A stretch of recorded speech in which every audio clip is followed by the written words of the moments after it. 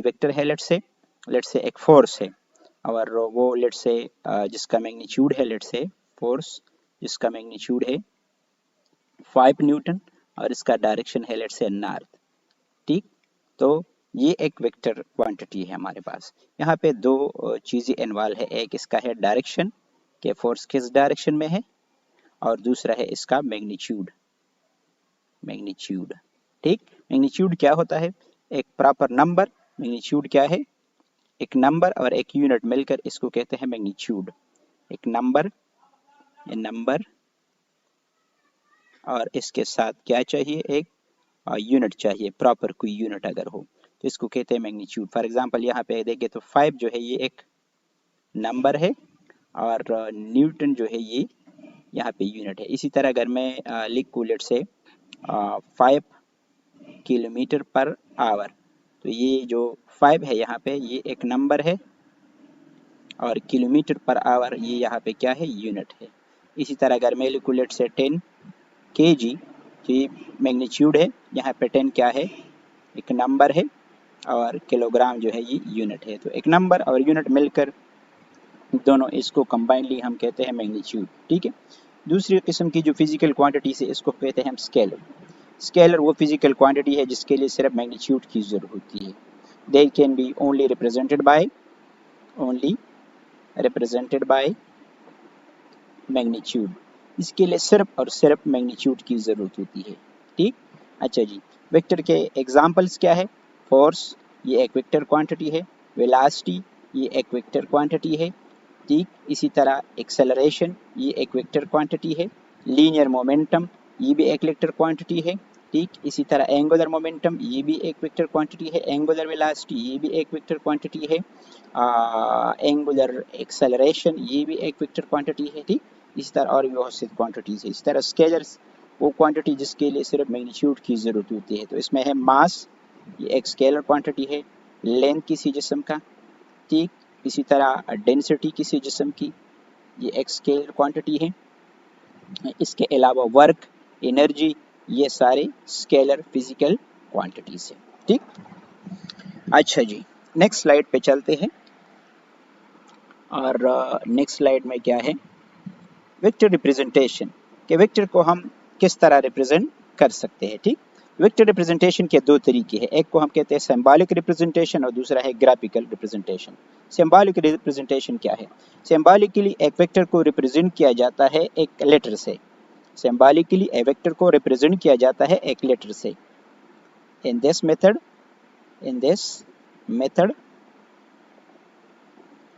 vector is represented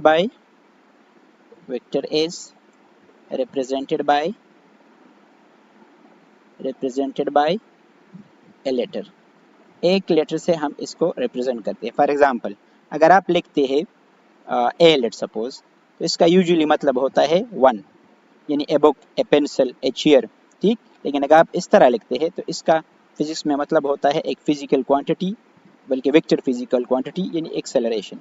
इस तरह आप वी लिखते हैं तो जस्ट ये एक लेटर है, लेकिन आप इस तरह लिखेंगे तो इसका मतलब है वेलोसिटी, ये एक वेक्टर फिजिकल क्वांटिटी है।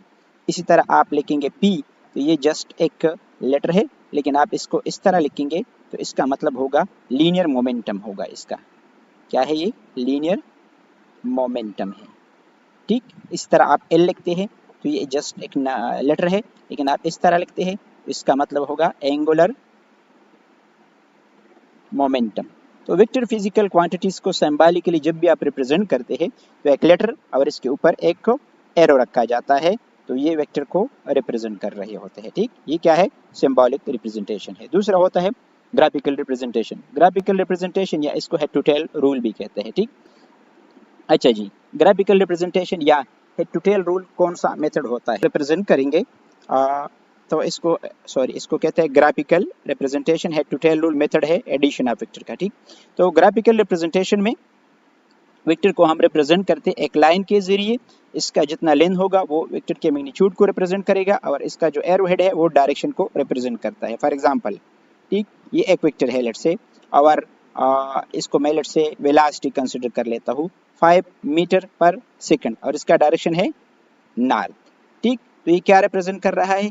एक वेक्टर को रिप्रेजेंट कर रहे हैं ग्राफिकल तरीके से, ठीक। तो जब भी इस तरीके से आप लोगों ने वेक्टर ड्रा करना हो, इसके लिए ज़रूरी होता है एक कि आपके पास मैप हो।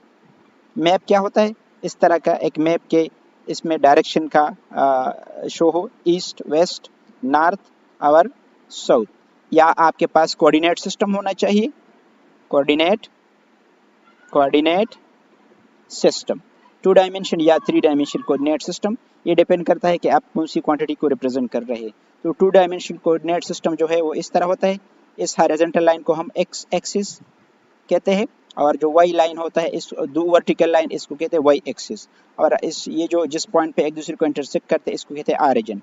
और अगर आपने 3 डायमेंशन में किसी क्वांटिटी को रिप्रेजेंट करना है तो एक्स एक्सिस, वाई एक्सिस और जेड एक्सिस, या इसको आप एक्स एक्सिस कहे, इसको वाई कहे और इसको जेड एक्सिस कहे।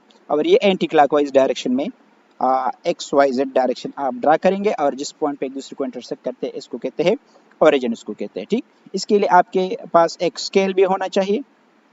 स्केलिंग का मतलब होता है छोटी क्वांटिटी को बड़े में या बड़े को छोटे में कन्वर्ट करना। फॉर एग्जांपल आपके पास है, लेट्स सपोज 100 किलोमीटर का डिस्प्लेसमेंट है, ठीक, और वो भी डायरेक्शन आप नॉर्थ में है। तो इसको आप 100 किलोमीटर की लाइन जो है वो किसी पेज पे या बोर्ड पे ड्रा नहीं हो सकती। तो इसके लिए आप लोगों ने स्केल लेना है। स्केल क्या होता है? स्केल का मतलब होता है कि अगर मैं लेट्स सपोज 20 किलोमीटर जो है वो 1 सेंटीमीटर के बराबर रखूँ, तो 100 किलोमीटर का जो डिस्प्लेसमेंट होगा वो 5 सेंटीमीटर के बराबर होगा। तो 5 सेंटीमीटर का लाइन जो है अब मैं ड्रा कर सकता हूँ आसानी से।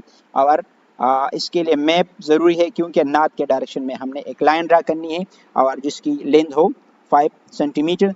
तो एक डिस्प्लेसमेंट 100 किलोमीटर पर को रिप्रेजेंट करेगा in the direction of north. अच्छा जी,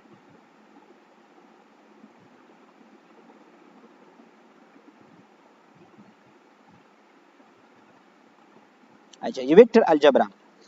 vector algebra vector algebra vector algebra जो है, एक कुछ रूल्स है जो कि वेक्टर इसको फॉलो करते हैं। तो वो रूल्स क्या है जो वेक्टर इसको फॉलो करते हैं, ये आप लोगों ने याद रखने हैं। इसमें से नंबर 1 है कि वेक्टर आपस में जब ऐड होंगे, दो वेक्टर जब आपस में ऐड होंगे तो इसका रिजल्ट भी एक वेक्टर क्वांटिटी होगी। फॉर एग्जांपल वेलोसिटी को हम वेलोसिटी के साथ ऐड कर सकते हैं, एक्सेलरेशन को हम एक्सेलरेशन को ऐड कर सकते हैं, लेकिन इन दोनों का जो रिजल्ट होगा वो भी वेलोसिटी होगी, इन दोनों का रिजल्ट जो होगा वो भी एक्सेलरेशन ही होगा, ठीक। तो जब भी दो क्वांटिटी वेक्टर क्वांटिटी आपस में ऐड होंगे, इसका रिजल्ट भी एक वेक्टर क्वांटिटी होगी। दूसरी बात आप लोगों ने याद करनी है कि वेक्टर और स्केलर को ऐड नहीं कर सकते। Vector plus scalar, this is not possible, this is not possible. Vector को आप कभी स्केलर के साथ ऐड नहीं कर सकते। यानी इस तरह नहीं हो सकता कि मैं वेलोसिटी को मास के साथ ऐड करूं या एक्सेलरेशन को प्लस लेंथ के साथ ऐड करूं। This is not possible, this is not possible. तो ये रूल आपने याद रखना है। अच्छा जी, तीसरे नंबर पे वेक्टर को आप वेक्टर से मल्टीप्लाई कर सकते हैं। वेक्टर को आप वेक्टर से मल्टीप्लाई कर सकते हैं। वेक्टर को जब वेक्टर से मल्टीप्लाई करेंगे तो इसके रिजल्ट जो है वो 2 पॉसिबल है। वेक्टर आपस में मल्टीप्लाई होंगे तो इसका जवाब आ सकता है स्केलर भी, और इसका जवाब आ सकता है वेक्टर भी। इसको आगे जाकर हम पढ़ेंगे। इस किस्म का जो रिजल्ट आएगा इसको हम कहते हैं स्केलर प्रोडक्ट, या इसको डॉट प्रोडक्ट कहते हैं, और डॉट प्रोडक्ट इसको कहते हैं, ठीक। और इस किस्म का जो रिजल्ट आएगा इसको कहते हैं वेक्टर प्रोडक्ट, या इसको कहते हैं क्रॉस प्रोडक्ट, ठीक। तो वेक्टर आपस में मल्टीप्लाई हो सकते हैं, इसका जवाब स्केलर भी आ सकता है और इसका जवाब वेक्टर भी आ सकता है, ठीक। स्केलर को आप वेक्टर के साथ मल्टीप्लाई कर सकते हैं, स्केलर को आप वेक्टर के साथ मल्टीप्लाई कर सकते हैं। इसका जो रिजल्ट आएगा वो वेक्टर होगा, वो क्या होगा? वेक्टर होगा। फॉर एग्जांपल इसका एग्जांपल है लीनियर मोमेंटम। तो यहाँ पे देखिए लीनियर मोमेंटम वेक्टर क्वांटिटी है, लेकिन यहाँ पे हमने मास जो कि स्केलर क्वांटिटी है, इसको हमने मल्टीप्लाई किया हुआ है किसके साथ? वेलोसिटी के साथ, जो कि वेक्टर है, और इसका रिजल्ट जो है वो लीनियर मोमेंटम है, और लीनियर मोमेंटम जो है ये एक वेक्टर क्वांटिटी है। इस तरह Newton second law of motion F is equal to ma।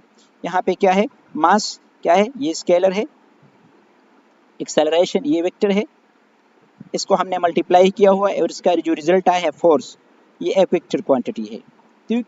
तो जब भी आप वेक्टर को स्केलर के साथ मल्टीप्लाई करेंगे इसका जवाब आएगा वेक्टर क्वांटिटी। ठीक, स्केलर नंबर को भी आप वेक्टर के साथ ऐड कर सकते हैं।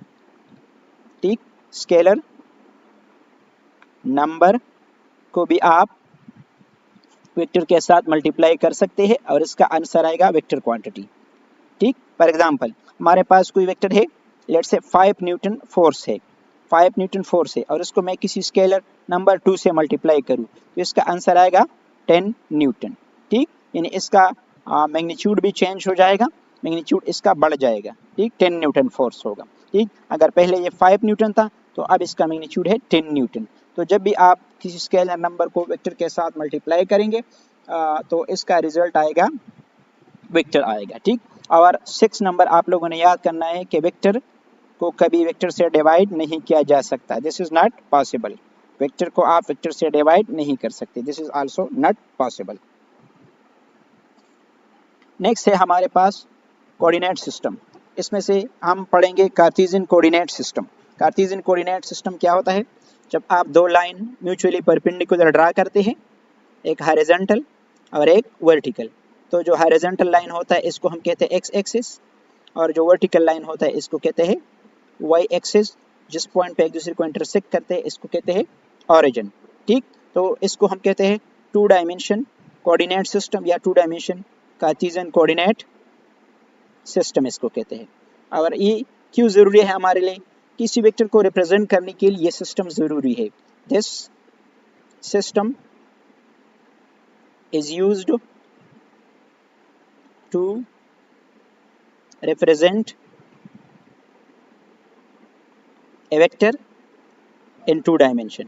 2 डायमेंशन में जब भी आप वेक्टर ड्रा करेंगे तो इस किस्म का सिस्टम आपको चाहिए। फॉर एग्जांपल मैंने अगर कोई वेक्टर ड्रा करना है लेट्स से फोर्स और जिसका मैग्नीट्यूड है लेट्स सपोज 5 न्यूटन और यहाँ पे एंगल बना रहा है थीटा एंगल बना रहा है। ठीक, तो 2 डायमेंशन में जब भी आप वेक्टर ड्रा करेंगे इसके लिए एक एंगल चाहिए। ठीक, 2 डायमेंशन में आपको कितनी एंगल चाहिए? 1 एंगल आपको चाहिए। ठीक, यहाँ पे ये 30 डिग्री भी हो सकता है, 40 डिग्री, 45 कुछ भी हो सकता है। ठीक, तो एक एंगल की ज़रूरत होती है जब भी वेक्टर को आप 2 डायमेंशन में ड्रा करते हैं।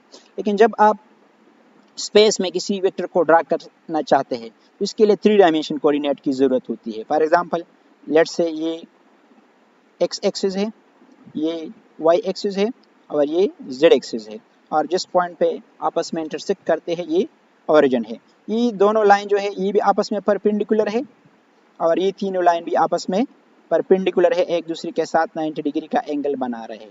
ठीक, अच्छा जी, तो यहाँ पे किसी वेक्टर को आप ड्रा करना चाहते हैं, फॉर एग्जांपल फोर्स है जिसका मैग्नीट्यूड है 5 न्यूटन।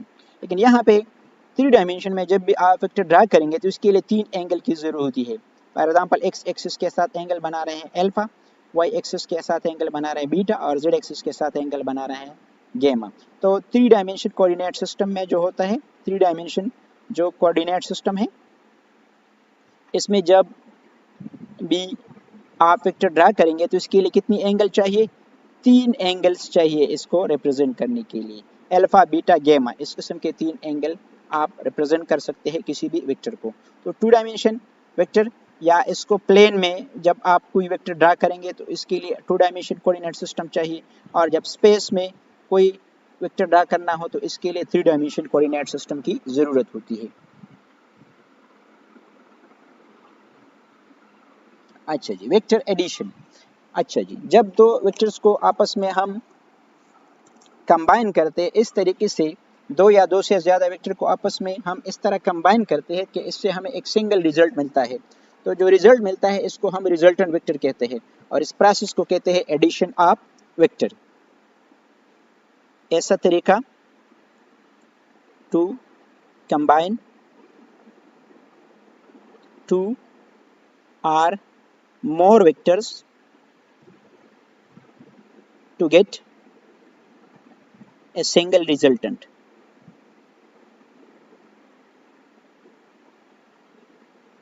ठीक, जब हम 2 या 2 से ज़्यादा वेक्टर को ऐसे कंबाइन करते हैं कि हमें एक सिंगल रिजल्ट मिलता है तो इस प्रोसेस को कहते हैं एडिशन ऑफ वेक्टर, इसको कहते हैं। ठीक, और इसके लिए जो हम मेथड भी कहते हैं, रेक्टेंगुलर कंपोनेंट वाला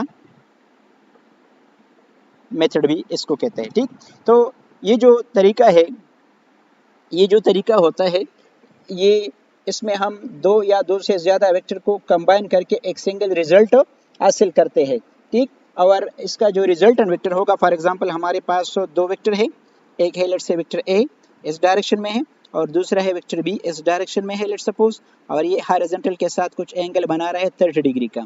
तो जब भी हेड टू टेल रूल से हम इसको ऐड करेंगे, तो इसके लिए हम क्या करना है, हम वेक्टर ए को ड्रा करेंगे पहले अपने रिस्पेक्टिव डायरेक्शन में, इसके साथ बी का टेल मिलाते हैं और इसको यहाँ लेट से एंगल चाहिए हमें 30 डिग्री, ये वेक्टर बी है हमारे पास, और फिर हम 50 वेक्टर के टेल को लास्ट वेक्टर के हेड के साथ मिलाते हैं और इस वेक्टर का नाम है रिजल्टेंट वेक्टर, और आर हमेशा बराबर होगा ए प्लस बी के बराबर होगा, ठीक। तो ये जो वेक्टर है इसमें वो सारा इफेक्ट शामिल है जो दोनों वेक्टर में मौजूद है, मतलब एक ये सिंगल वेक्टर इन दोनों वेक्टर का कंबाइनली मुकाबला कर सकता है। जिस तरह फॉर एग्जांपल एक रस्सी है, इसको यहाँ पे दो बंदे जो है यहाँ पे इस तरह खींच रहे हैं इस डायरेक्शन में, ठीक, और यहाँ पे लेट से हमें कोई एक ऐसा बंदा चाहिए कि दोनों को बैलेंस कर सके, तो ये दोनों जो फोर्स अप्लाई कर रहे हैं ए और बी, ये जो रिजल्टेंट वेक्टर है इन दोनों को बैलेंस कर सकता है, ठीक।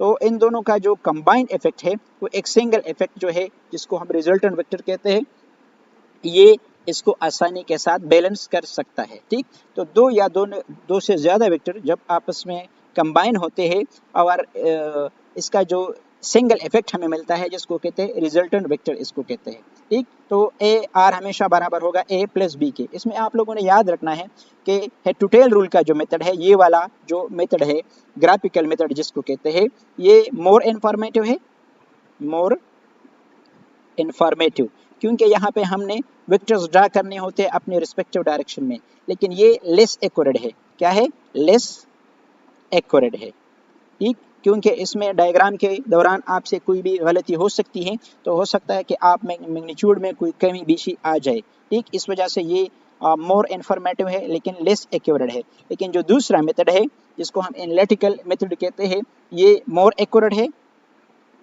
मोर एक्यूरेट है लेकिन लेस इन्फॉर्मेटिव है, लेस इन्फॉर्मेटिव। और इसका रीज़न क्या है? इसका रीज़न ये है कि मोर एक्यूरेट इसलिए है क्योंकि यहाँ पे हम फार्मूला इस्तेमाल करते हैं, किसी इक्वेशन के ज़रिए हमने मैग्नीट्यूड मालूम करना होता है, तो ये हमें करेक्ट मैग्नीट्यूड देता है। लेकिन लेस इन्फॉर्मेटिव इसलिए है क्योंकि इसमें कोई डायरेक्शन वगैरह नहीं होता, किसी वेक्टर को हम किसी रिस्पेक्टिव डायरेक्शन में ड्रा नहीं करते, इस वजह से ये लेस इन्फॉर्मेटिव है लेकिन मोर एक्यूरेट मेथड इसको समझा जाता है, ठीक। अच्छा जी, अब हमारे पास लेट से अगर दो वेक्टर्स हो ए और बी और इसका रिजल्टेंट जो है वो ए प्लस बी के बराबर होता है, इसको हम कहते हैं रिजल्टेंट वेक्टर कहते हैं। तो इसकी कुछ प्रॉपर्टीज भी है और वो प्रॉपर्टीज क्या है इसके हवाले से अब बात करते हैं कि वेक्टर एडिशन जो है ये कम्यूटेटिव है, वेक्टर एडिशन जो है ये कम्यूटेटिव है, वेक्टर एडिशन ये क्या है? इस कम्यूटेटिव, ये क्या है? कम्यूटेटिव है। कम्यूटेटिव का मतलब क्या होता है कि a प्लस बी ये हमेशा बराबर होगा b प्लस ए के, यानी वेक्टर्स का अगर हम तरतीब चेंज करें, पहले a वेक्टर या बाद में b वेक्टर या पहले b वेक्टर और बाद में a वेक्टर हम ड्रा करें, तो इससे किसी रिजल्टेंट इसके रिजल्टेंट पे कोई फ़र्क नहीं पड़ता। फॉर एग्जांपल ये हमारे पास है a वेक्टर और ये हमारे पास क्या है? b वेक्टर है, ठीक। तो इसका जो रिजल्टेंट होगा वो ये होगा, इसका ए प्लस बी के बराबर है, ठीक। ये इन दोनों का क्या है? रिजल्टेंट वेक्टर है जिसको हम लेट से आर कहते हैं। लेकिन अगर हम पहले बी वेक्टर ड्रा करें इस तरह, ये हमारे पास क्या है? बी वेक्टर है और बाद में हम वेक्टर ए ड्रा करें, ठीक, और फिर हम पहले वेक्टर की टेल को लास्ट वेक्टर के हेड के साथ मिलाएं, लेट से इसको आर डैश कहते हैं। तो बी प्लस ए के बराबर है ये, ठीक। तो आर डैश और आर आपस में क्या होंगे? बराबर होंगे, R is equal to R dash, क्योंकि इसका जो डायरेक्शन है और इसका डायरेक्शन वो सेम है और इनका जो मैग्नीट्यूड होगा वो भी सेम होगा। फॉर एग्जांपल इसका मैग्नीट्यूड है लेट से 3 मीटर और इसका मैग्नीट्यूड है 4 मीटर। इसी तरह लेट से यहाँ पे b का जो मैग्नीट्यूड है वो है 4 मीटर और a का मैग्नीट्यूड है 3 मीटर। तो यहाँ पे अगर आप r कैलकुलेट करें तो r बराबर होगा a² प्लस b² रूट क्योंकि यहाँ पे ये परपेंडिकुलर है इसलिए मैंने पिथागोरस थ्योरम यूज़ किया है। तो ए का मैग्नीट्यूड है 3 स्क्वायर, बी का मैग्नीट्यूड है 4 स्क्वायर, तो 9 प्लस 16 दोनों को ऐड कर लेते हैं 25 और 25 का स्क्वायर रूट आएगा 5। इस तरह आप आर डैश कैलकुलेट करें तो आर डैश बराबर है बी स्क्वायर प्लस ए स्क्वायर के।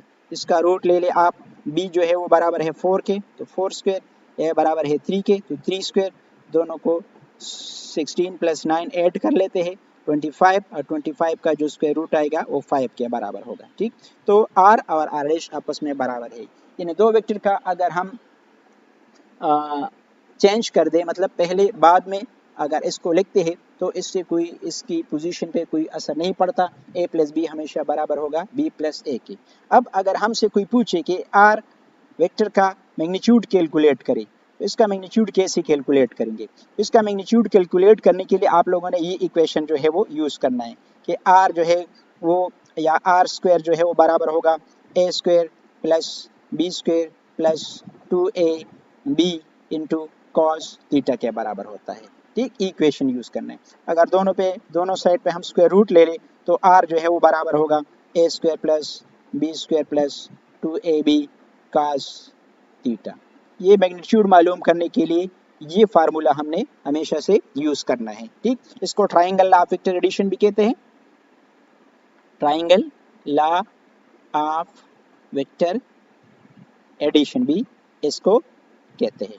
ठीक, तो इस तरीके से हम इसका मैग्नीट्यूड जो है वो कैलकुलेट कर सकते हैं। अब इस मैग्नीट्यूड के हवाले से आप लोगों ने दो बात ये ज़रूर याद करनी है। एक बात ये है कि आर जो है इसका जो मैक्सिमम मैग्नीट्यूड है, इसका मैक्सिमम मैग्नीट्यूड जो है वो ए प्लस बी के बराबर होगा।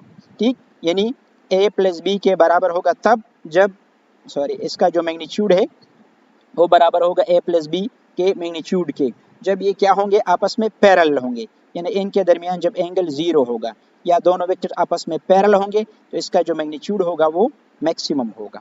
ठीक, और अगर इसका हम मिनिमम मैग्नीट्यूड मालूम करना चाहते हैं आर मिनिमम, तो ये बराबर होगा ए प्लस बी के मैग्नीट्यूड, जब ये इनके दरमियान एंगल जो होगा वो 180 डिग्री के बराबर होगा, यानी वेक्टर जो है वो आपस में क्या होंगे, एंटी पैरेलल होंगे, तो इनका जो मैग्नीट्यूड होगा वो मिनिमम होगा। फॉर एग्जांपल हमारे पास दो वेक्टर है, ए वो इस डायरेक्शन में है, इसका मैग्नीट्यूड है 4 मीटर यानी नॉर्थ के डायरेक्शन में है। दूसरा वेक्टर हमारे पास बी है, इसका मैग्नीट्यूड है 3 मीटर और ये भी नॉर्थ के डायरेक्शन में है। तो अगर दोनों पैरेलल है और इसको हम ऐड कर लेते हैं, पहले वेक्टर ए ड्रा करें फिर इसके साथ वेक्टर बी का टेल मिलाते हैं इस तरह, और फिर रिजल्टेंट वेक्टर मालूम करने के लिए पहले वेक्टर की टेल को आखिरी वेक्टर के हेड के साथ मिलाते हैं, तो हमारा जो रिजल्ट आएगा वो प्लस ए प्लस बी के मैग्नीट्यूड के बराबर होगा और इनका मैग्नीट्यूड है 4 + 3 = 7, यानी इसका जो मैक्सिमम मैग्नीट्यूड आएगा वो 7 आएगा। लेकिन अगर ये दोनों वेक्टर आपस में एंटी पैरेलल हो, यानी लेट्स से ए इस डायरेक्शन में है नॉर्थ, इसका मैग्नीट्यूड है 4 मीटर और बी इस डायरेक्शन में है, लेट्स से इसका मैग्नीट्यूड है लेट्स से 3 मीटर और ये साउथ के डायरेक्शन में है, तो पहले वेक्टर ए ड्रा करते हैं हम, फिर इसके साथ वेक्टर बी का टेल मिलाते हैं। ठीक, और फिर पहले वेक्टर की टेल को लास्ट वेक्टर के हेड के साथ मिलाते हैं, तो यहाँ पे जो हमारा रिजल्टेंट होगा वो a माइनस बी के बराबर होगा। ठीक, यानी ए असल में ये क्या है, a प्लस माइनस बी है, असल में ये a प्लस माइनस बी है। ठीक, तो इसका मैग्नीट्यूड आएगा 4 - 3 यानी 1 के बराबर होगा। तो दो वेक्टर का मैग्नीट्यूड मैक्सिमम होगा जब ये आपस में पैरेलल होंगे और दो वेक्टर का जो मैग्नीट्यूड होगा वो मिनिमम होगा जब दो वेक्टर आपस में एंटी पैरेलल होंगे। ठीक, आप इस इक्वेशन के ज़रिए भी इसको कैलकुलेट कर सकते हैं। वो किस तरह, वो इस तरह देखें।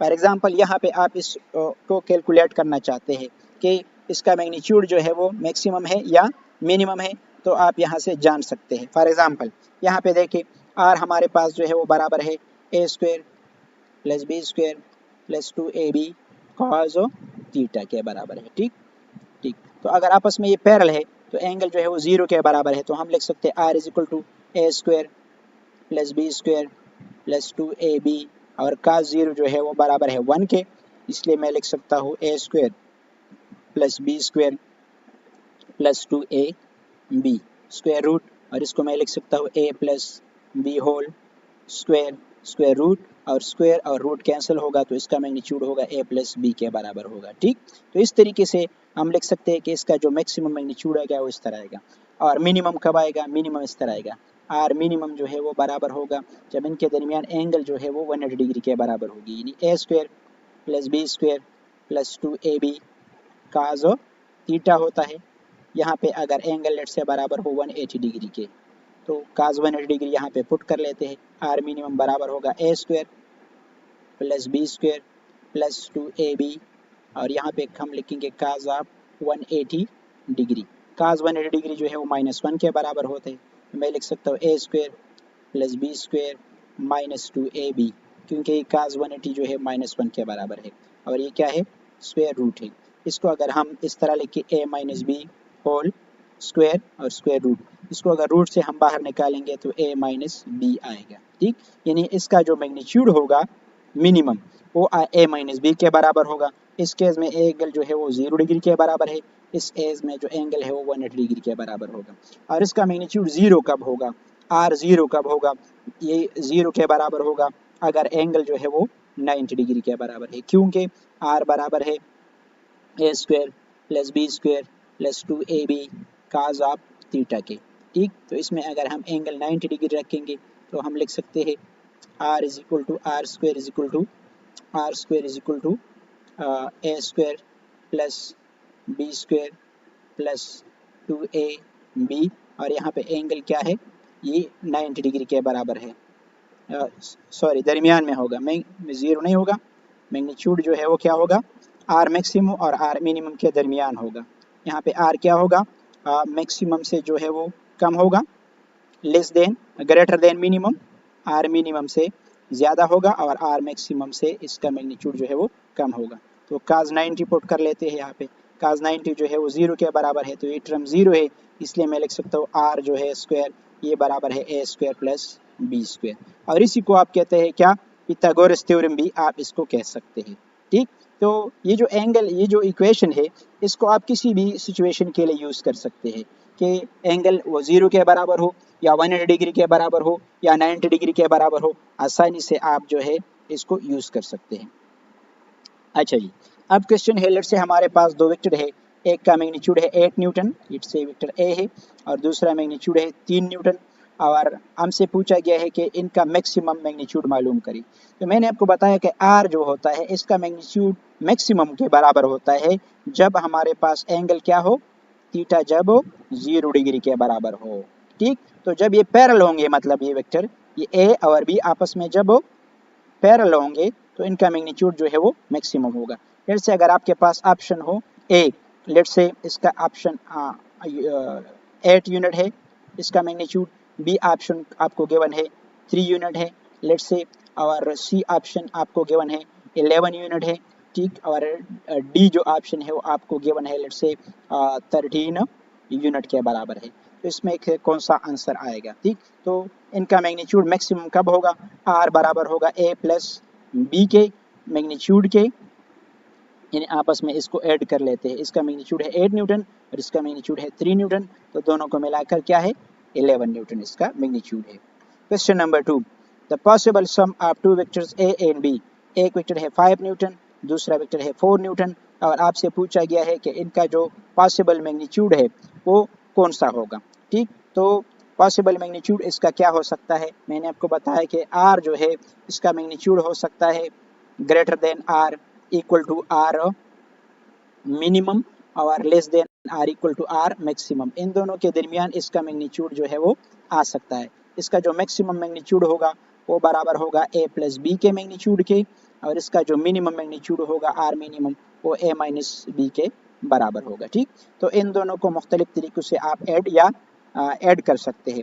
तो आपसे पूछा भी गया है कि इसका पॉसिबल मैग्नीट्यूड कौन सा है, तो एक ऑप्शन आपको गिवन है लेट से ऑप्शन नंबर ए, वो कौन सा है, लेट से वो 4 यूनिट है, बी ऑप्शन आपको गिवन है लेट से वो 10 यूनिट है, ठीक। सी ऑप्शन आपको गिवन है लेट सपोज 15 यूनिट, और डी ऑप्शन आपको गिवन है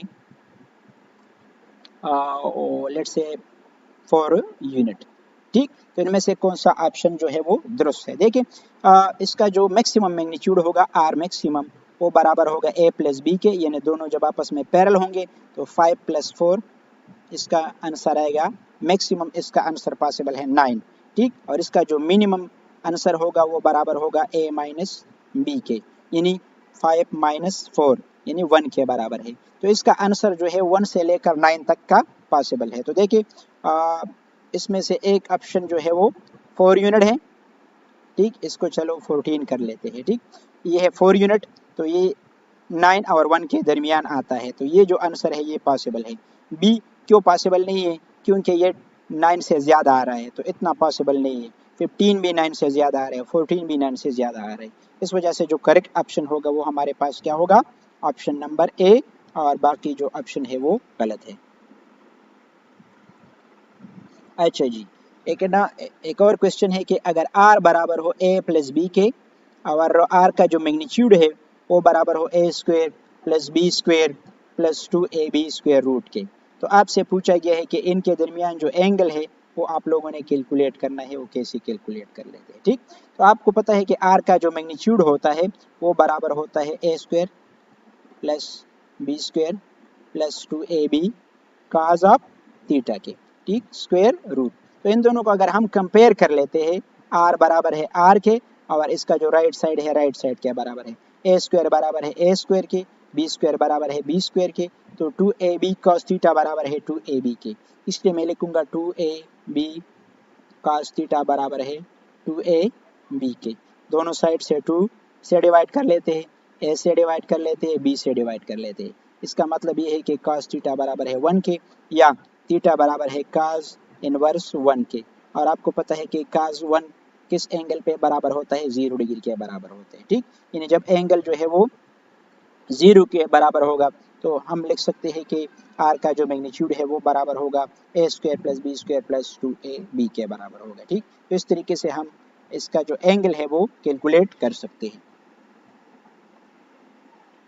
अच्छा जी, अनदर क्वेश्चन जो है कि r बराबर है, let's say vector r a plus b के बराबर है और इसका जो मैग्नीट्यूड है वो बराबर है a square plus B square minus 2ab square root.